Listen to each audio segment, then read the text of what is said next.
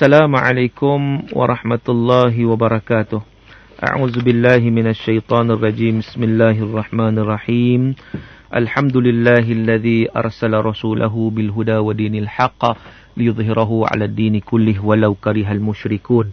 Asyhadu an la ilaha illallah wahdahu la syarikalah wa asyhadu anna Muhammadan 'abduhu wa rasuluh.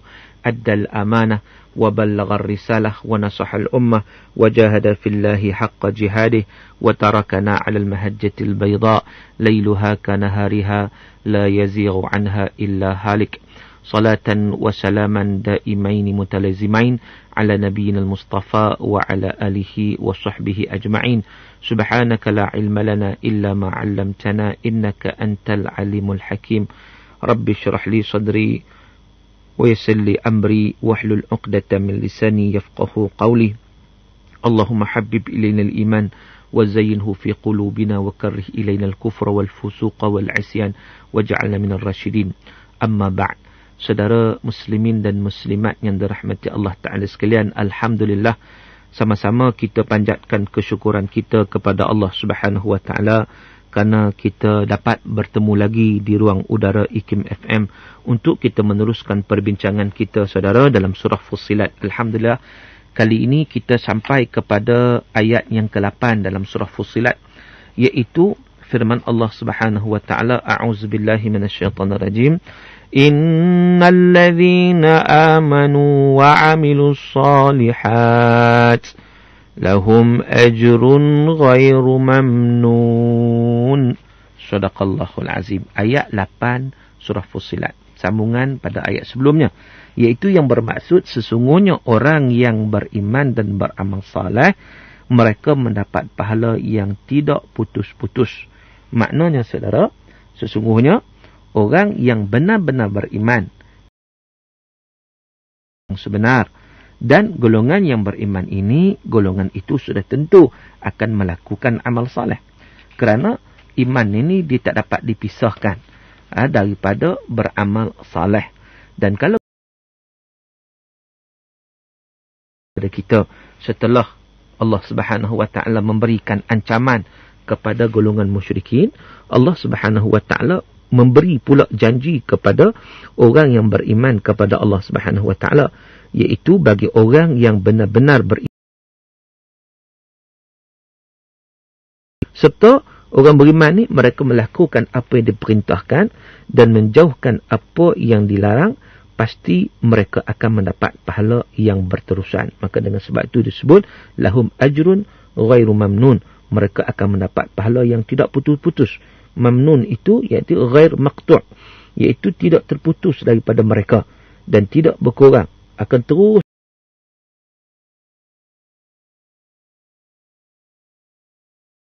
yang mereka lakukan di atas dunia ini, yang itu merupakan satu yang diberikan oleh Allah Subhanahu wa Ta'ala.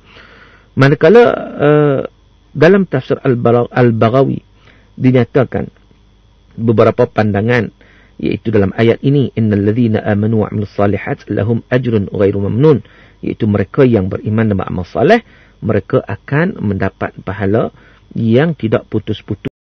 Kata Ibn Abbas radhiyallahu anhuma, maksud tak putus tu ghair maqtu'. Kalau kita terjemahkan betul lah maknanya. Berkata muqatil ghair manqus,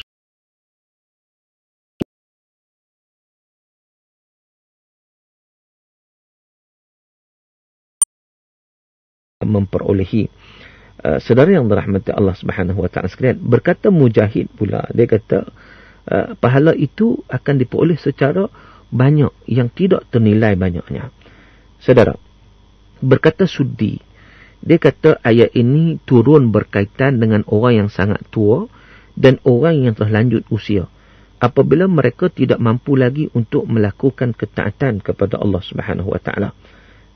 Dia kata ayat ni turun nak cerita manfaat bagi orang tua ataupun al-marda, orang yang sakit, orang tua, orang sakit, yang mana mereka tak mampu nak melakukan ketaatan, sedangkan waktu mereka sihat maka buat, waktu mereka muda maka buat, tetapi bila mari tua ni atau mari sakit, mereka tak mampu melakukan ketaatan ataupun amal saleh sebagaimana yang mereka lakukan sebelum itu. Maka ditulis bagi mereka pahala sebagaimana yang mereka lakukan semasa mereka sihat. Contoh orang sakit, kita ambil contoh macam ni lah untuk kita bagi kefahaman yang lebih jelas. Katakan seorang ini dia tidak pernah meninggalkan salat sunat duha. Itu contohlah, ni tambahan amalan sunat yang kita buat. Amalan wajib malah wajib kita laksanakan. Dia ni tak pernah tinggal salat sunat duha. Kemudian satu hari tiba-tiba dia accident, dia sakit. Bila mana dia accident, dia sakit, waktu tu dia terlantar di hospital, koma, tak sedar. Dan dia tak boleh nak solat duha sebagaimana yang dia buat sebelum ini.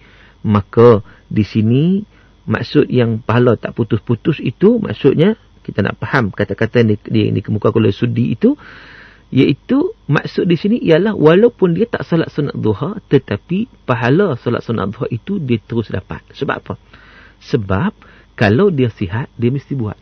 Cuma sekarang dia tak buat, bukan dia tak mau buat, tapi kerana dia tak mampu buat sebab dia sakit. Sedangkan waktu sihat dia mesti buat. Begitu juga dalam konteks orang tua tadi. Dia waktu muda sihat, waktu muda dia buat, tapi dia tua sakit, kadang nyanyuk dan sebagainya, dia tak mampu buat. Tak mampu tu bukan dia tak mau buat, tapi dia tak boleh. Tak boleh, maka di situ pahalanya akan terus diperoleh walaupun dia tidak laksanakan, tidak lakukan amalan tersebut. Sebagaimana hadis Nabi SAW, innal abda idza kana ala tariqatin hasanatin minal ibadah thumma marid, sesungguhnya hamba itu sekiranya dia ni berada pada jalan kebajikan, jalan amal saleh daripada ibadat kepada Allah Subhanahu wa taala, kemudian dia sakit. Bila mana dia sakit, waktu itu dikatakan kepada malaikat, Allah Subhanahu wa taala sebut kepada malaikat, uktub lahu, tulislah baginya seperti mana amalannya yang mana kalau dia sihat dia akan buat. Dan hadis ini juga dimuatkan atau disebut dalam kitab Mastikah Hadis yang menceritakan tentang bagaimana fadilat golongan yang apabila mereka itu pada waktu sihat mereka melakukan amal saleh, lalu bila mereka sakit, amal saleh itu akan ditulis juga untuk mereka berdasarkan kemampuan mereka, maka akan buat kalau mereka sihat. Maka itu yang ditafsirkan oleh sebagian ulama sebagai lahum ajrun ghairu mamnun, bagi mereka pahala yang tidak putus-putus, ataupun kita sebut sebagai pahala yang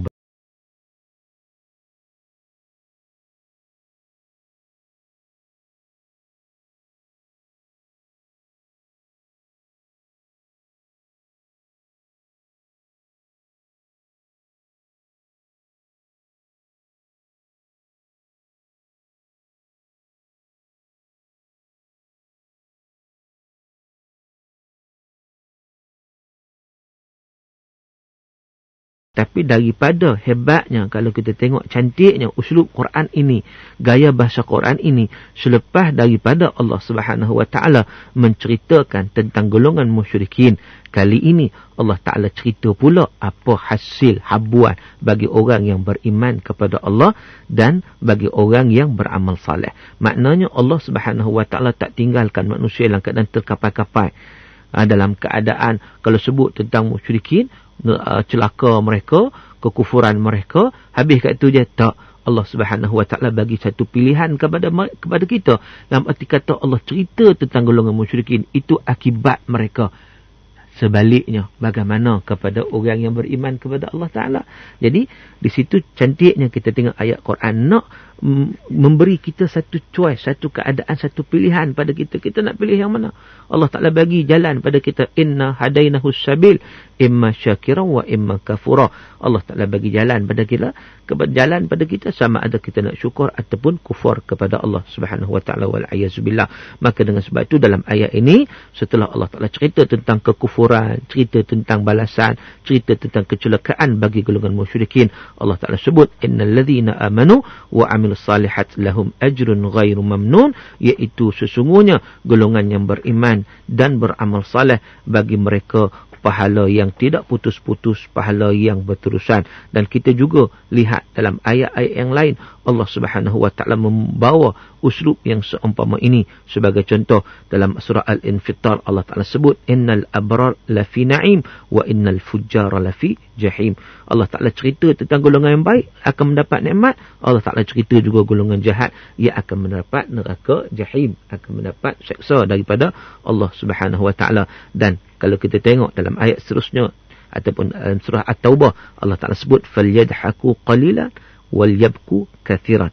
Maknanya di situ kita lihat ada tawazun, keseimbangan. Kalau nak ketawa sikit, menangis banyak, makna ada dia punya keseimbangan, tawazun antara keduanya. Di sini menunjukkan kepada kita bagaimana kalau kita tengok Allah Ta'ala membawa, kita tengok membawa satu elemen untuk kita berfikir, iaitu tentang bagaimana sekiranya diberi kepada kita dua perkara tersebut. Kalaulah orang yang memilih kekufuran, dia akan dapat kecelakaan. Orang yang memilih keimanan, dia akan mendapat pahala yang tak putus-putus.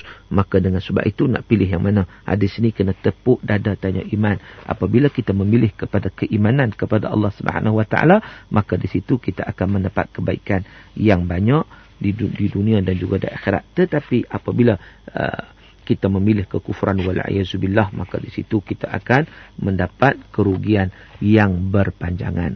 Saudara yang dirahmati Allah Subhanahu wa taala sekalian, satu perkara yang menarik juga kalau kita tengok dalam ayat ini, Allah Taala sering menggabungkan innal ladzina amanu wa amilus salihat.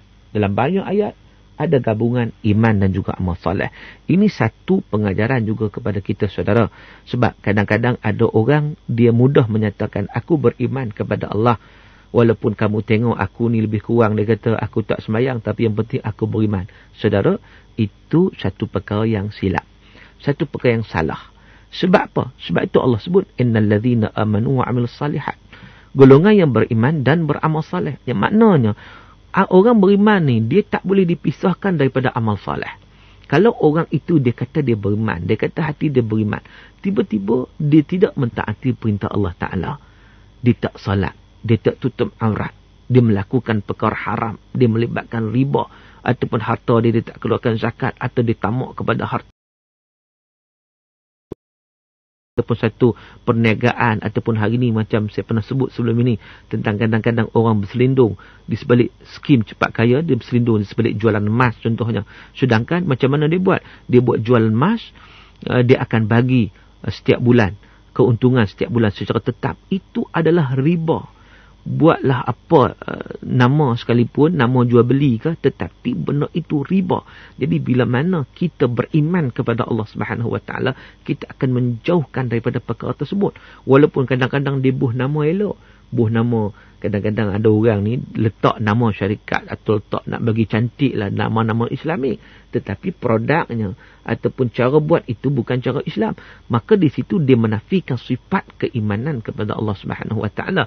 Apabila kita tidak beramal saleh, sebaliknya kita terlibat dalam perkara-perkara haram. Maka dengan sebab itu iman dia tidak dapat dipisahkan daripada amal saleh.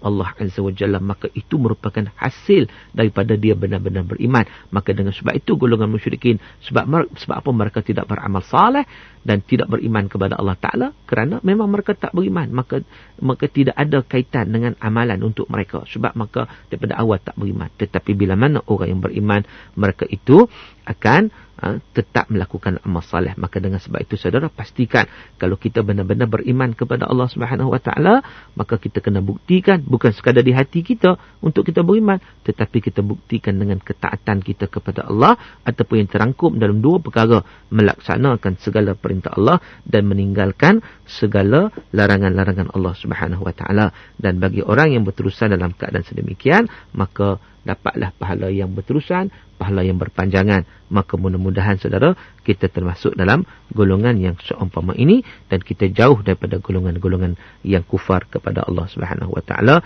yang menolak ajaran Allah Subhanahu Wa Taala, yang akan mendapat kerugian duniawi dan juga ukhrawi. Sekian dulu untuk kali ini. Aqulu qawli hadza wa astaghfirullahal azim li wa lakum, wabillahi taufiq wal hidayah. Wassalamualaikum warahmatullahi wabarakatuh. Assalamualaikum warahmatullahi wabarakatuh. A'udzu billahi minasyaitonir rajim. Bismillahirrahmanirrahim. Alhamdulillahilladzi arsala rasulahu bil huda wa dinil haqq liyudhhirahu 'alad din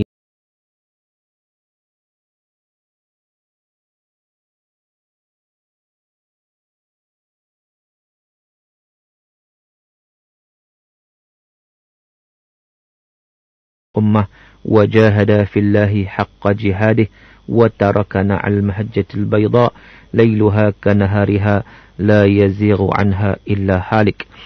Wa nusalli wa nusallim ala nabiyil karim wa ala alihi wa sahbihi ajma'in. Subhanaka la ilma lana illa ma 'allamtana innaka antal alimul hakim. Rabbi shrah li sadri wa yassir li amri wahlul 'uqdatam min lisani yafqahu qawli, amma ba'd. Saudara muslimin dan muslimat yang dirahmati Allah Ta'ala sekalian, Alhamdulillah. Alhamdulillah, syukur kita kepada Allah Subhanahu Wa Ta'ala kerana kita masih lagi diberi nikmat iman dan juga nikmat Islam. Dengan nikmat tersebut, Alhamdulillah, kita bernafas dalam suasana yang kita mensyukuri nikmat Allah. Sebab itu saudara, apabila kita mencelikkan mata kita sahaja, perkara pertama yang perlu kita lakukan ialah Alhamdulillah. Kita mengucapkan syukur kepada Allah Subhanahu Wa Taala di atas pelbagai nikmat yang Allah kurniakan kepada kita, dan yang paling utama nikmat beragama, nikmat iman, nikmat Islam. Maka dengan sebab itu saudara, kita juga berkewajipan untuk menyampaikan, untuk kita sama-sama berkongsi nikmat ini dengan sahabat-sahabat kita yang lain, rakan-rakan kita yang lain. Kadang-kadang ada di kalangan kita yang berkawan dengan orang yang tidak mendapat nikmat iman dan Islam, tetapi kita tak pernah rasa nak ajak dia untuk memeluk Islam. Maka ini satu kesilapan kita yang perlu kita baiki. Kerana apa? Kerana nikmat Allah Subhanahu Wa Taala, nikmat iman, nikmat Islam ni merupakan nikmat yang paling besar. Bila mana kita menikmati, mengecapinya, kita kalau boleh kita nak semua orang juga menikmatinya, terutama orang yang dekat dengan kita, orang yang hampir dengan kita, sahabat kita, jiran kita dan sebagainya. Saudara yang dirahmati Allah, untuk menambahkan nikmat keimanan dan kelazatan lagi, kelazatan iman tersebut, sama-sama kita merenung ayat-ayat Allah Subhanahu Wa Taala, ayat Quran, dan insya-Allah kita sambung dalam perbincangan kita dalam tafsir surah Fussilat, dan insya-Allah saudara, kita dah habis ayat ke-8 sebelum ini, dan kali ini kita masuk ayat ke-9 hingga 12. Ayat 9 12, satu kita lihat ayat yang membicarakan satu tema yang sama, ayat 9 sampai 12. Apa ayat tersebut? InsyaAllah kita sama-sama lihat ayat 9 sampai 12 surah Fussilat. Firman Allah Subhanahu Wa Ta'ala, A'udzu billahi minasyaitonir rajim. Qul a'innakum latakfuruna billadhi khalaqal arda fi yawmayn wa taj'aluna lahu andada ذلك رب العالمين وجعل فيها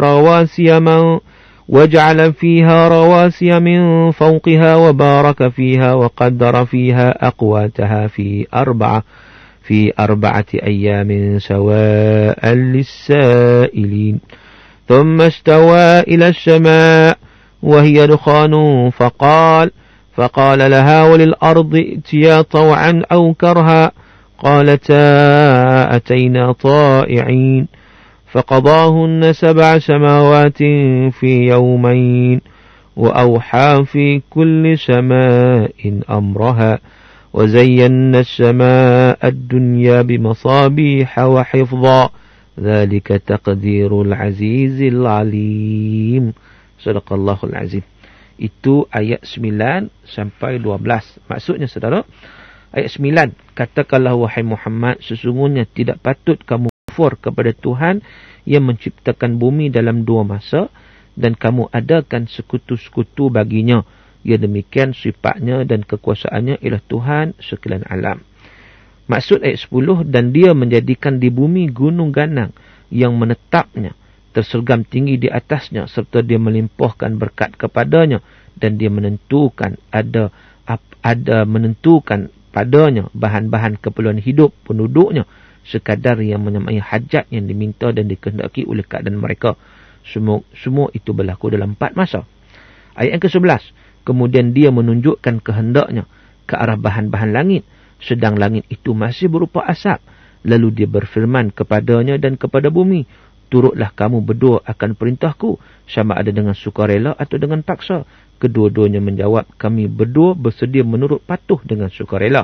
Dan maksud ayat ke-12, lalu dia menjadikannya 7 langit dalam 2 masa, dan dia memberitahu kepada tiap-tiap langit akan urusan dan keperluannya masing-masing. Dan kami, yakni Allah, hiasi langit yang dekat pada pandangan mata penduduk bumi dengan bintang-bintang yang bersinar cemerlang, serta memelihara langit itu dengan sebaik-baiknya. Demikianlah ketentuan Allah yang maha kuasa lagi maha mengetahui. Saudara yang dirahmati Allah Subhanahu wa taala sekalian, itu maksud ayat 9 sampai ke 12 yang kita lihat. Ayat ini berkaitan dengan ayat kauniyah, iaitu ayat-ayat yang melibatkan penciptaan. Allah Subhanahu wa taala setelah bincang, kalau kita tengok cerita sebelum ini, Allah Subhanahu wa taala pada kali ini Allah Taala mendatangkan ayat-ayat kauniyah yang nak menceritakan tentang penciptaan langit, bumi dan sebagainya, supaya manusia itu berfikir tentang keagungan dan kebesaran Allah Subhanahu wa taala, supaya manusia sedar akan tanggungjawab sebagai hamba Allah Taala untuk mematuhi perintah Allah. Ringkasan, saudara, sebagaimana juga disebut dalam tafsir Maraghi, iaitu setelah Allah Subhanahu wa taala menyuruh rasulnya agar bersabda kepada orang musyrikin, sesungguhnya wahyu yang aku terima, iaitu wahyu daripada Allah Subhanahu wa taala, maka hendaklah kamu tunduk dan patuh kepada Allah Subhanahu wa taala. Setelah ayat-ayat sebelum ini yang telah kita bincangkan, lalu di sini dilanjutkan penjelasan dengan menunjukkan kesempurnaan, kekuasaan dan hikmah Allah Subhanahu wa taala ketika mana mencipta langit dan bumi secara berperingkat-peringkat, yang mana Allah menghiasi langit dengan bintang-bintang dan planet-planet, sama ada yang tetap maupun yang beredar. Perkara itu tidak mengherankan kerana semua itu adalah ketentuan daripada Allah Subhanahu wa taala, Tuhan yang Maha Perkasa lagi Maha mengetahui setiap sesuatu yang berada di langit, yang berada di bumi. Dan kerana tidak ada sesuatu pun yang luput daripada pengetahuan dan pengawasan Allah Subhanahu wa taala. Namun begitu, mengapa kamu menyembah patung? Kan? Mengapa masih menyembah patung di samping kadang-kadang melakukan syirik kepada Allah Subhanahu wa taala, padahal patung-patung itu sama sekali tidak mempunyai saham ketika mana Allah Subhanahu wa taala menciptakan langit dan bumi dan seumpamanya.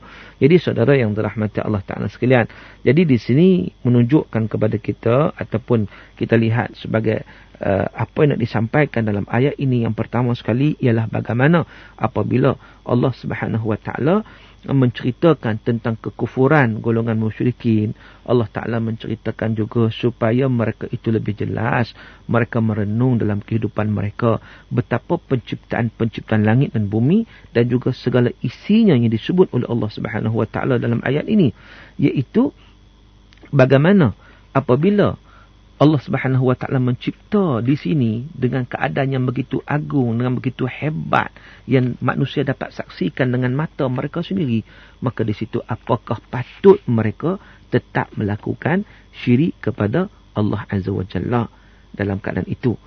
Kalau mereka melakukan juga syirik kepada Allah untuk engkar kepada Allah Ta'ala, dan mereka berhak untuk mendapat azab di sisi Allah Ta'ala. Wal'ayazubillah. Apapun saudara, kita lihat satu persatu. Itu kita lihat secara umum, maksud secara umum yang nak disampaikan. Kita tengok satu-satu ayat 9 dulu. Apa Allah Ta'ala sebut? Qul a'innakum latakfuruna billadhi khalaqal arda fi yawmain wa taj'aluna lahu andada dhalika rabbul alamin. Sadaqallahul azim. Iaitu, katakanlah, wahai Muhammad, sesungguhnya tidak patut kamu kufur kepada Tuhan yang menciptakan bumi dalam 2 masa. Baik. Satu perkara, Allah Subhanahu wa taala menitahkan, Allah berfirman kepada Rasulullah sallallahu alaihi wasallam, ya Muhammad, katakan kepada mereka, yakni katakan kepada golongan yang musyrik itu, katakan pada mereka, Iaitu dalam keadaan, dalam tafsir Maraghi dia kata apa? Dengan nada yang mengejek dan mengecam. Dalam keadaan yang tak sepatutnya mereka lakukan sedemikian. Iaitu, katakan kepada mereka, kenapakah kamu kufur kepada Allah SWT?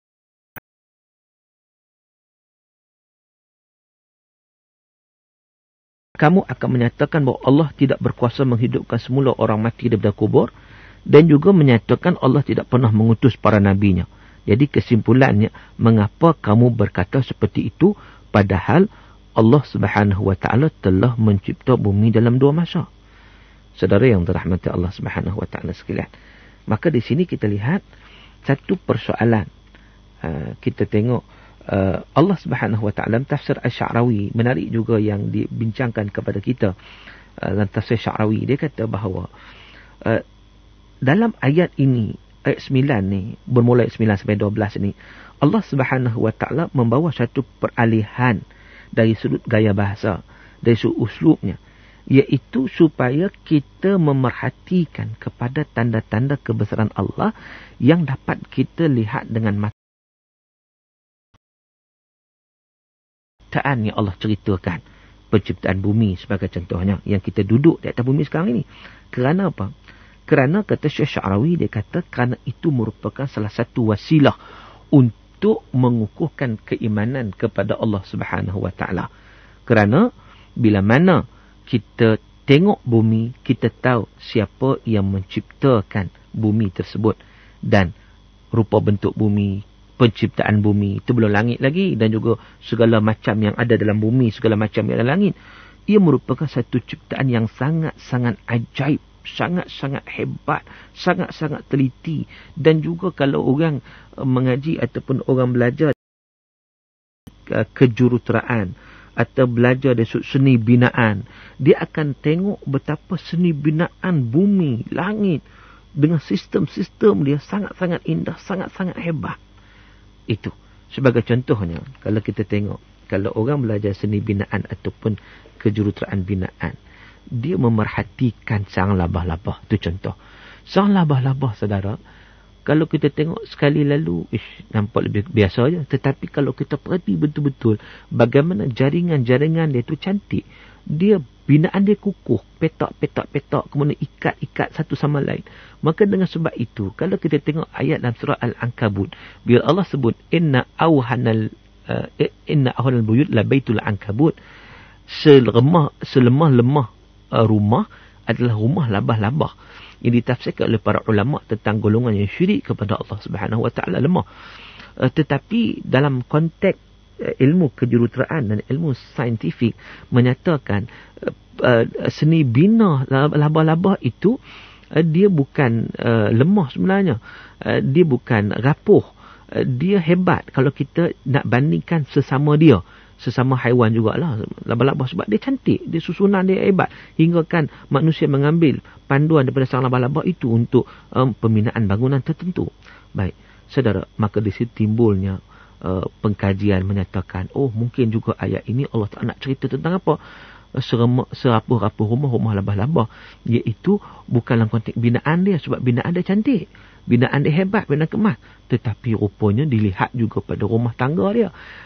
Dikaji lagi, oh rumah tangga labah-labah ni macam mana? Rupa-rupanya rumah tangga labah-labah ni adalah rumah tangga yang berasaskan kepada queen control, iaitu yang betina labah-labah yang menguasai rumah tangga labah-labah. Sebab itu dalam surah Al-Ankabut ketika mana menceritakan tentang pembuatan sarang itu disebut ittakhazat baita, maknanya yang buat sarang itu adalah labah-labah betina. Maka sebahagian ataupun ada segelintir daripada ulama maka menyatakan bahawa kita boleh ambil juga pengajaran dari sudut bagaimana penciptaan itu, sarang labah-labah itu, dari sudut kekuatan dia satu perkara, tapi dari sudut kerapuhannya mungkin juga wujud pada kerapuhan rumah tangga labah-labah yang apabila wujudnya queen control. Pengajaran pada manusia, jangan ada queen control. Sebab apapun ar-rijal qawwamun 'ala nisa, lelaki pemimpin pada wanita. Kalau berlaku sebaliknya, maka dia akan jadi rumah tangga yang rapuh. Saudara, itu penelitian dan pengajaran. Begitu juga dalam ayat ni, kita tengok dari sudut Allah Ta'ala membawakan soal kaun, soal penciptaan, soal bumi, yang mana bila kita dapat melihat sistem muka bumi, sistem langit yang diciptakan oleh Allah Subhanahu Wa Taala dengan begitu teliti, begitu hebat, waktu itu secara naturalnya manusia akan terfikir tentang keagungan dan kebesaran Allah Subhanahu Wa Taala.